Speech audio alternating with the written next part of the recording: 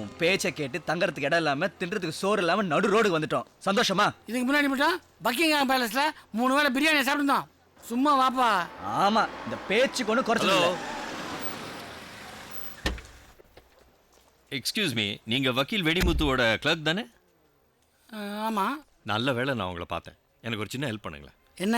ராஜசேகர் ஐயாவோட பேரன் சரவணன் நாளைக்கு வரலையாம். 6 மாசம் கழிச்சு தான் வரானா. அவர்கிட்ட சொல்லிடுங்களேன் ப்ளீஸ்.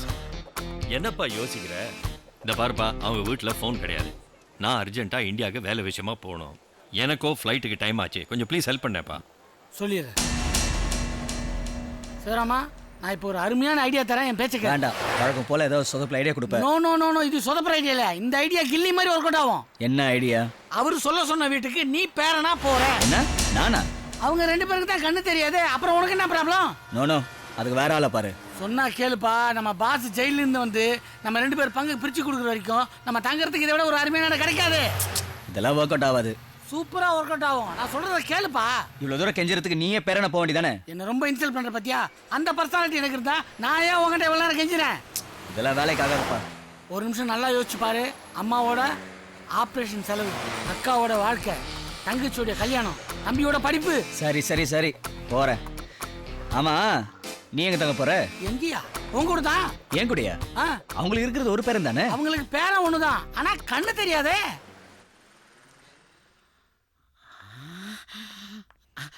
டேய், ஜெயில யாரடா பார்க்க வந்த? முட்டை பாரு நட்டுக்குச்சு. நம்ம வீட்டு கிச்சன்ல ஒரு மெழுகுவர்த்தி ஸ்டாண்ட் இருக்குல்ல. ஐயோ, சமய சந்தர்ப்பம் தெரியாம திக்கும். இப்ப என்ன தெரியுங்கிறியா தெரியாதுங்கிறியா? தெரியும். அதுல ஒரு சாவி இருக்கு. என்ன சாவி? டேய், விஷயத்தை சொல்லி முடிக்கிற வரைக்கும் வாயை திறந்து பேசக்கூடாது. அந்த சாவி இருக்கிற இடம் யாருக்கும் தெரியக்கூடாது. எனக்கு தெரியுமே. உன்னை தவிர. உனக்கு தெரியுமே. சனியம் பிடிச்சவனே நம்ம 2 பேர்த்த தவிர வேற யாருக்கு தெரியக்கூடாது. சரி, அதை எடுத்து ஒளிச்சு வச்சிரு. அதை எடுத்து ஒளிச்சு வச்சா உனக்கு தெரியாதே. உனக்கு தெரியுமில்ல? உனக்கு தெரிஞ்ச எனக்கு தெரிஞ்ச மாதிரி இல்ல. ராஜா, இப்ப அந்த சாவி எங்க இருக்கு? நான் தான் ஒளிச்சு வச்சனே. ஒளிச்சு வைக்கிறதுக்கு முன்னாடி மெழுகுவர்த்தி ஸ்டாண்ட்ல. அதை எங்க ஒளிச்சு வைப்ப? என்ன சொல்ல மாட்டேன். நீ தான் யாரும் சொல்லக்கூடாது சொல்லிட்டிய. டேய், நான் உன்னை கொல்ல போறேன்டா. கொலை பண்ண யாரை ஒளிச்சு? What's your problem? Why are you shouting? Keep quiet. சாவியை ஒளிச்சு வைக்க வேணுமா வேணாமா? வேணும்டா. நீதாண்டா வெளியில இருக்க, நீதாண்டா ஒளிச்சு வைக்க முடியும். ஆனா உன்னை தவிர அந்த இடம் யாருக்கும் தெரியக்கூடாது. டேய், மெழுகுவர்த்தி ஸ்டாண்ட்ல தான் இருக்குன்னு உனக்கு தெரியும்லடா. போடா போடா. அண்ணா, என்ன ராசா? இப்போ அந்த சாவியை எங்க வச்சிருக்க? போடா. Stop it right now. கொல்ல விட மாட்டேன். எவ்வளவு தடவை சொன்னாலும் புரியாதடா அறிவு கிட்ட நாயே. என்ன சொல்லிட்டேன்னு மொட்டை இவ்வளவு கோவப்படுறான்?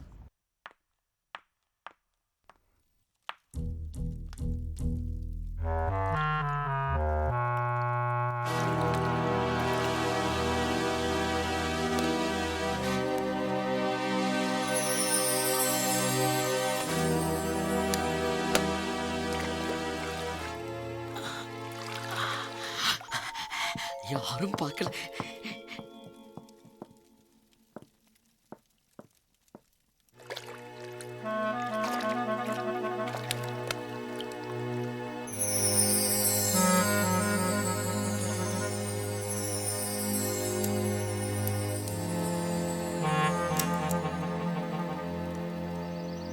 போயா.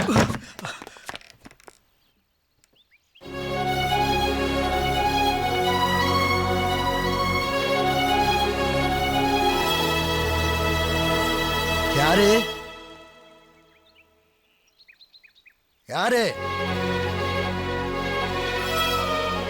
யாருன்னு கேக்குறேன்ல. Who is that? Anybody for donation? Please come tomorrow. நான் தான். நான் தானே சரவண, உங்க பேரன். சரவணா, வாப்பா, வாயா, வா வா கண்ணா, வா. ஹே சரவணா, சரவணா வந்துட்டியாப்பா? டேய், நீ வர்றன்னு கேள்விப்பட்டவன எனக்கு கையும் ஓடல காலும் ஓடலடா. நீ வந்த விஷயம் உன் பாட்டிக்கு தெரிஞ்சதுன்னா எவ்வளவு சந்தோஷப்படுவா தெரியுமா? பார்வதி, பார்வதி, பார்வதி, நம்ம பேர சரவணன் வந்துட்டான். இப்போ ஒண்ணு கெட்டு போல, வா போலாம். எங்க போறது? அடுத்த வேலை சாப்பாடுக்கு சிங்கி அடிக்கிறான். நான் வரலப்பா. இத்தனை வருஷமா உசுர கையில பிடிச்சிட்டு வாழ்ந்ததுக்கு அந்த முருகன் இன்னைக்கு தான் கண்ணை திறந்தா. ஏன் இப்படி பண்ற? இதோ பாருப்பா, அந்த பெரியவரை பார்த்ததும் போய் சொல்ல மனசு வரல. இன்னொரு தப்பு பண்றதுக்குள்ள வா போயிடலாம். பாரு, என்ன பொறுத்த வரைக்கும் முன் வச்சுக்கலாம். எங்க எங்க சரவணா, இத்தனை வருஷம் காத்துக்கிட்டு இருந்த நீ இன்னும் 2 நிமிஷம் பொறுத்துக்க மாட்டியா? இவ்வளவு நாள் கழிச்சு வந்து பேரன் வீட்டுக்கு வெளியே வேவா நிறுத்தி வச்சுட்டு வருவீங்க. சரவணா, சரவணா, எங்கப்பா?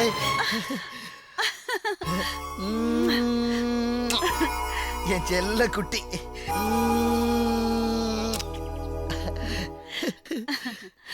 சரவணா, ஏன்பா இந்த தாத்தா பாட்டியை பார்க்க வரதுக்கு உனக்கு இவ்வளவு நாள் ஆச்சா? பார்வதி, அவங்க அப்பா அம்மாவை ஒதுக்கி வச்சிட்டோம்ல, அந்த கோபம் தான் அவனுக்கு. சும்மா இருங்க, அவனுக்கு பாட்டின்னா உசுரு. அதான் யாரும் கூப்பிடாமலே அவனாவே என்ன பார்க்க ஓடி வந்துட்டான். என் பேரனை பத்தி எனக்கு தெரியாதா? அப்படிதானே சரவணா? என்ன சரவணா பேசாம இருக்க? பேசு. சரவணா, ஆமாம் பாட்டி. யார் அது? சரவணா, யார் அது? யார் அது? யாருன்னு கேக்குறல?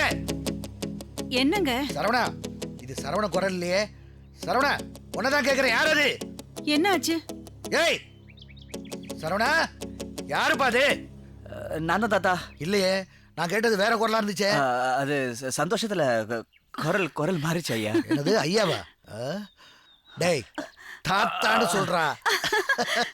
இத்தனை நாளா கண்ணில்லைங்கிற வருத்தமே எங்களுக்கு இருந்ததில்ல. ஆனா இப்ப நீ வந்ததும் உன்னை பார்க்கணும் போல ரொம்ப ஆசையா இருக்குப்பா. இதே இடத்துலதான் கை குழந்தையா கடைசி தடவையா உன்னை நான் பார்த்தது. உங்க அப்பாவுக்கு எங்களுக்கு நடந்த மனஸ்தாபத்துல எப்ப உன்னை இங்கேருந்து தூக்கிட்டு போனாங்களோ அப்பவே எங்க வாழ்க்கையில இருந்த வெளிச்சமும் போயிடுச்சு.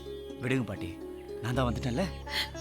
பார்வதி, என்ன சொல்லிட்டு அவனை வெளியிலேயே நிக்க வச்சு பேசிட்டு இருக்கிய? உள்ள கூட்டிட்டு வா. ஆமா, வா கண்ணு, வா வா வா. வாப்பா வா. சரவணா, ரொம்ப வருஷத்துக்கு அப்புறம் நாங்க 2 பேரும் இப்பதான் சந்தோஷமா இருக்கோம். ஏன்னு சொல்லு பார்க்கலாம். ஏன்னா நான் வந்துட்டல தாத்தா. அது மட்டும் இல்லப்பா, உன் பாட்டி பார்வதி அவ ரூமு பூஜை ரூமை விட்டு இத்தனை வருஷத்துக்கு அப்புறம் இப்பதான் வெளியில வந்திருக்கா. அதான்.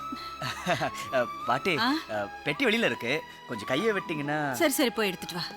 சின்ன குழந்தையா இருந்தப்ப பார்த்தது எவ்வளவு பெரியவனா வளர்ந்துட்டான்ல. இப்பதான் பார்வதி இந்த வீட்டுக்கு உசிரே வந்திருக்கு. சரவணா, சரவணா, வந்துட்டா பாட்டி. வந்துட்டியா? என்னப்பா சரவணா, ஒண்ணுமே பேச மாட்டேங்கிற? அதானே. இல்ல தாத்தா, இவ்வளவு பெரிய வீட்ல இவ்வளவு பெரிய வீட்ல நாங்க எப்படி தனியா இருக்கோம்னு பாக்குறியா? என்னப்பா பண்றது? எங்க 2 பேருக்கும் கண்ணு தெரியலன்னு வந்தவன்லாம் சொல்லிட்டு போயிட்டு இருந்தான். அதனால நான் ஒரு மேனேஜர் வச்சிருந்தேன். அவன் என்னடான்னா 24 மணி நேரமும் குடிச்சிட்டு இருந்தான். வேலையை விட்டு போடான்னு அடிச்சு துரத்திட்டேன். இப்போ 3 வேளையும் ஹோட்டல்ல இருந்து டிஃபன் சாப்பாடெல்லாம் வந்துகிட்டு இருக்கு. வீட பெருக்கி தொடக்க ஒரு வேலைக்காரன் வந்துட்டு போறான். வாழ்க்கையில பிடிப்பே இல்லாம வாழ்ந்துகிட்டு இருந்தோம். சரி நல்ல சரி, வேலை. விடுங்க, தொணன்னு பேசிக்கிட்டு. அவனே ரொம்ப தூரம் டிராவல் பண்ணிட்டு வந்திருக்கான். சரவணா, போய் குளிச்சிட்டு வாப்பா, டிஃபன் சாப்பிடலாம். சரி பாட்டி, நாங்க குளிச்சுட்டு வந்துடுறோம். என்னது நாங்களா? நான் குளிச்சுட்டு வரேன்னு சொன்னேன் தாத்தா. சரி சரி, சீக்கிரம் குளிச்சுட்டு வா. என்னாச்சு பார்வதி? ஒண்ணும் இல்லைங்க, நம்ம பொண்ணு போனதுக்கு அப்புறம் எல்லாமே போயிடுச்சுன்னு நினைச்சேன். ஆண்டவன் நம்மள கைவிடல. உன்ன மாதிரி உலக மகா சொதப்பல நான் பார்த்ததே இல்ல. உன்னை யார் நகர சொன்னது? உன்னை யார் தள்ளி விட சொன்னது? நீ நகரம்னு எனக்கு எப்படி நீ தெரியும்? தள்ளி விட எனக்கு எப்படி தெரியும்? சரி, நம்ம சண்டை நிறுத்து. தாத்தா பாட்டியை பொறுத்த வரைக்கும் என் உடம்பு உன் குரல் தான் சரவணன் முடிவு பண்ணிட்டாங்க. இனிமே ஜாக்கிரதையா இருக்கணும். அட சுமார் பண்ணி. ஏன்பா சலிச்சுக்கிற? அந்த மொட்டை பாஸ் ஜெயில இருந்து வர வரைக்கும் தான் நமக்கு இந்த சிரமம். 10 நாள்ல வந்துருவாரு. அது சரி, முதல்ல நம்ம பாஸை யார் போலீஸ்ல போட்டு கொடுத்தாங்கன்னு கண்டுபிடிக்கணும். ஆமாப்பா, யார் போட்டு கொடுத்துருப்பாங்க? நீயும் நானும் கிடையாது. அந்த நட்டு திக்குவாய் கண்டிப்பா அந்த விஷயத்த போலீஸை சொல்றதுக்குள்ள 1 வருஷம் ஆயிடும். பாஸோட தம்பி வேற. எனக்கு ஒரு யோசனை. என்ன? பாஸே ஃபோன் பண்ணியிருப்பாரோ? ஏய், இல்ல அவர் ஜெயில் போறதுக்கு அவரே ஆசைப்பட போறாரு. என்னோட சந்தேகம்லாம் அந்த ஐஸ்வர்யா மேலதான். அவளை பிடிக்கிறதுக்கு புத்திசாலித்தனமா ஏதோ ஒரு ஐடியா பண்ணணும். அதை நீ தான் பண்ணணும். நான் ஒன்று பண்றேன். அவளை ஃபாலோ பண்ணி ஏதாவது துப்பு கிடைக்குதான்னு பாக்குறேன்.